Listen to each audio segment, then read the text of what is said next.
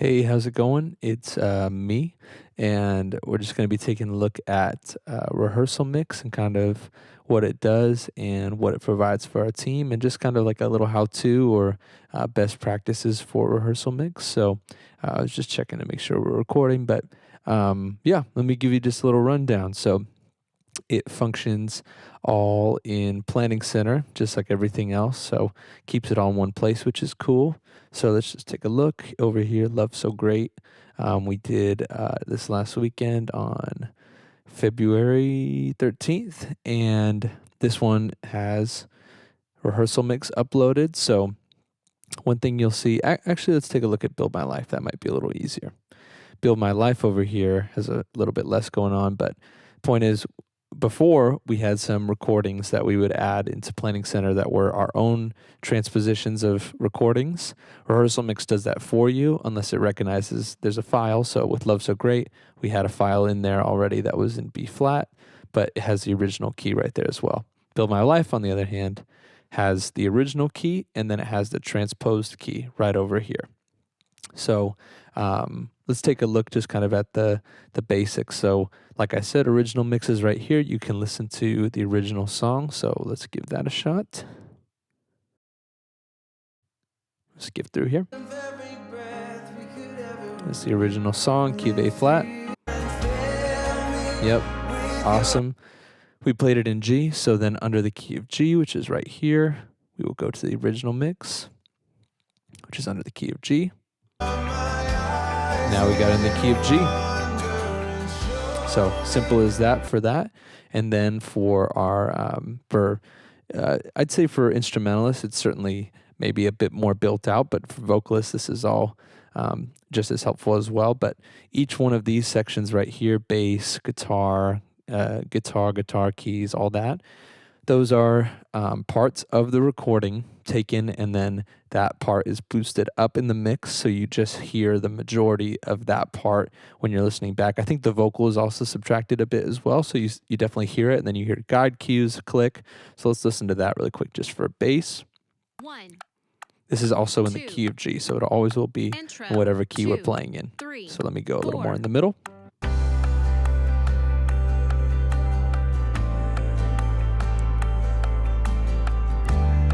So you can hear the bass is kind of pushed up in the mix. Yep, it's pushed up in the mix a little bit. Let's try something else like piano. Let's get a little fill. 2. Verse 2. Yeah, this one's super obvious here with the piano up.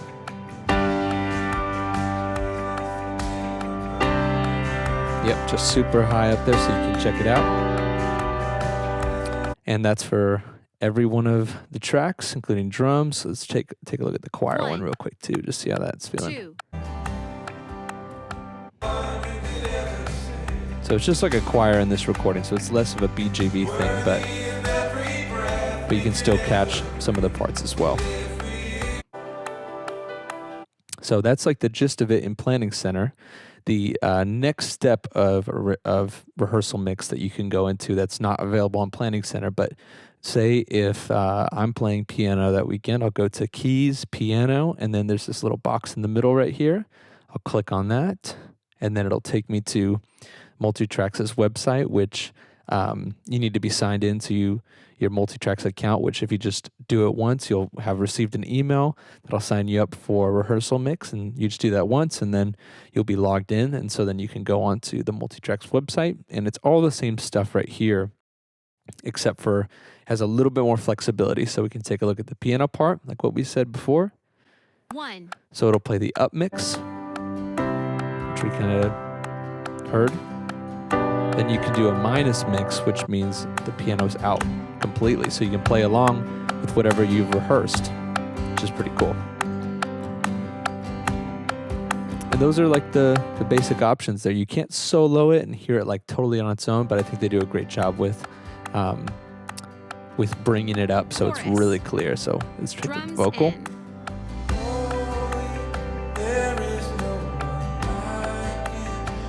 This one's nice. It's just a solid harmony right here. Skip it through. And then minus. Let's check out what that is like. Chorus. All in. You can pretty much like practice leading on this one with everything out. So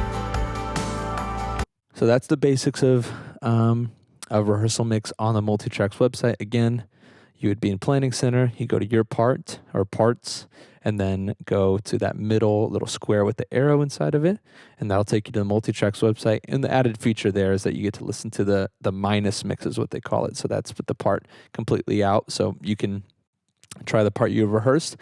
Or if you have something else that you've been working on in terms of like, oh, I feel like this part could work better, you can try that in context of what the record sounds like. So kind of a cool thing there. And yeah, that's the basics of rehearsal mix. Again, everybody's added via the email they have on Planning Center. So you'll have received an email. You just make an account on Multitracks and you'll be linked in. And so then that's how you'll be able to see that stuff on the Multitracks website. I think regardless, if you don't do it, it's still going to be up on Planning Center. So that's how that works. So if you have any questions, feel free to email me, text me, give me a call, and we can work out whatever it is. I think this is a great resource for our team, especially when it comes to preparation. I think it just speeds things along and gets you to the end result a lot quicker. So yeah, again, if you need any help, just reach out to me and I'd love to sort you out on this. So anyways, peace to you all who's watching this, and thanks for sticking with me. Bye-bye.